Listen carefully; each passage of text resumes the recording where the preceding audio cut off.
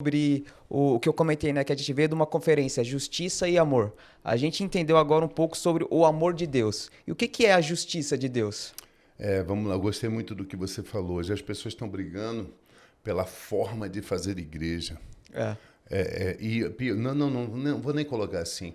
As pessoas estão brigando por como os pastores decoram a igreja, que absurdo. sim, Se a parede é azul, preta ou branca, e os caras estão se degladiando por isso. Você sabe qual foi o primeiro homicídio na Terra? Sabe, né? sim. Caim matou Caim, Abel. Abel. Sabe o que é interessante? Não foi por causa de mulher, não foi por causa de time de futebol, não foi por causa de dinheiro, foi simplesmente por uma divergência na forma de cultuar. Um achava que era de um jeito, o outro achava que era do outro, e um, com inveja do outro, matou o outro. O interessante é que quando Deus aparece, a pergunta de Deus é: aonde está o teu irmão? Né? Parece que ele não Uhum, importa quem está certo. sim, Importa é onde está o teu irmão, cara. entendi. Onde é que está o teu irmão? Então, não existe o jeito certo de eu fazer, existe o jeito certo de Deus. Muito bem. Se você vai pintar a parede de azul, de branca, de marrom, como você quiser. Pastor, por que a parede é preta? Porque a gente trabalha muita mídia e fica mais fotogênico, mais definida a imagem com fundo preto. E É, acabou, não é? E é assim que a gente pensa. sim. Em relação à justiça de Deus, o que seria a justiça de Deus? A Que é justi- polêmico também esse É assunto. muito, muito polêmico. A justiça de Deus é exatamente essa substituição. Essa justiça de Deus é a nossa substituição. É você entender uma coisa muito louca.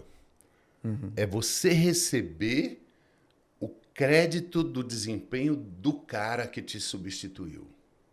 Em, em base, em essência, a justiça de Deus significa a justiça de Jesus creditada, imputada a nós sem nosso mérito. Né? A Bíblia fala dessa troca insana. A dificuldade é que a arrogância e a vaidade dos homens, ele não quer só ser, ele quer merecer fazer. Entendi. Houve uma passagem no Antigo Testamento em que um capitão da guarda, ele estava acometido de lepra, e aí ele foi procurar o Eliseu. E quando ele vai procurar Eliseu, ele acha que Eliseu vai falar algo espetacular para ele fazer.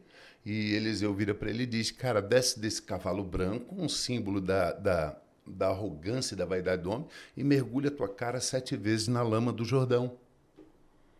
E ele volta irado, dizendo: não vou fazer, os rios lá da Síria são muito mais limpos e bonitos do que o daqui, eu não tenho que fazer isso.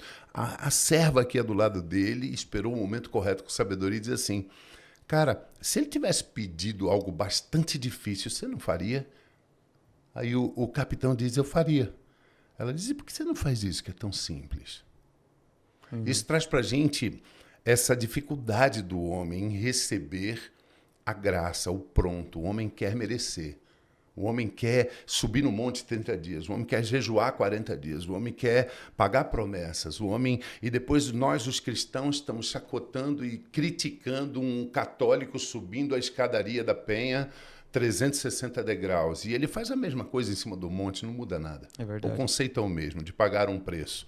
A justiça de Deus é algo que nos vem pela graça. Paulo fala a respeito disso em Romanos capítulo 10, verso 1. Presta atenção, ele começa a falar assim... E veja que ele está falando do povo judeu, o povo mais criterioso em cumprimento de usos e costumes. Ninguém na terra é tão criterioso como o judeu ortodoxo. E Paulo diz assim: irmãos, a boa vontade do meu coração e a minha súplica a Deus a favor deles, dos judeus, é que sejam salvos. Paulo chega a cogitar assim: os caras fazem isso tudo e nem salvos eles são. Vira mais um, põe no verso 2. Ele diz: porque eu dou testemunho. Uma coisa eu posso dizer: eles não fazem isso por mal, eles amam a Deus, mas eles não têm o entendimento. E aí Paulo explica, vira mais um. Paulo diz assim: eles desconhecendo, olha lá a tua pergunta, a justiça de Deus, eles procuram estabelecer a sua própria e não se sujeitam aquela que vem por substituição gratuita. Mais um só. E aí ele diz assim, porque Cristo, talvez você vá me fazer essa pergunta, Sim. é o fim da lei, para a justiça de todo aquele que crê. Quando você entende, 2 Coríntios 5:21, você vai ver, Deus pega Jesus como teu representante e põe na cruz. A cruz não era castigo para ladrão de galinha. Sim. A cruz era castigo para terrorista, para os piores malfeitores. E aí você olha assim, mas pô, o cara não mentiu, não roubou, o cara não tem nenhum delito, como é que ele foi parar naquele lugar? Ele não merece. Sim, é exatamente essa a essência. E esse é o segredo da funcionalidade da redenção. Ele não merecia estar lá e foi para lá. Para que você, não merecendo ser justo, se torne justo. É isso que diz em 2 Coríntios 5:21. Aquele que nunca pecou, que não conheceu o pecado, Deus pegou ele e fez pecado no nosso lugar, por nós, é o segredo do verso, e para que? O propósito. Nós fôssemos feitos justiça de Deus. É como eu falei há pouco tempo, Gabriel. Hoje, eu me relaciono com Deus, não é porque eu mereço, é porque eu creio na substituição. Sim. É sob o mérito de Cristo. Entendi. Isso é a justiça de Deus. Entendi. E tudo isso que a gente falou sobre graça, sobre justiça, tudo isso a gente só alcança pela fé. E o que seria a fé?